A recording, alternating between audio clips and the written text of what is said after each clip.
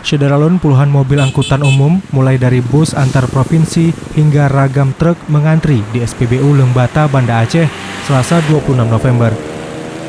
Antrian dilakukan demi bisa mendapatkan bahan bakar minyak jenis solar. Kondisi ini diakui para sopir sudah berlangsung lama dan menurut mereka terjadi akibat kelangkaan solar di Aceh. Dari semalam. Dari semalam. Berarti udah berapa jam di sini, Bang?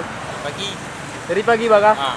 Kenapa belum dapat, Bang? Belum ada minyaknya. Nggak ada minyak ya? Ya. Membutuhkan berapa minyak, Bang? Hah?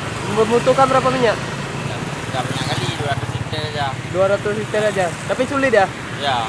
Oh. Kejadian seperti ini udah berapa kali terjadi, Bang? Hampir tiap hari, Bang. Setiap hari ya? Untuk setiap pengisian BBM, mereka mengaku bisa mengantri hingga 10 jam lamanya. Selain membutuhkan waktu lama, antrian ini juga mengganggu pengguna jalan di sekitar lokasi SPBU.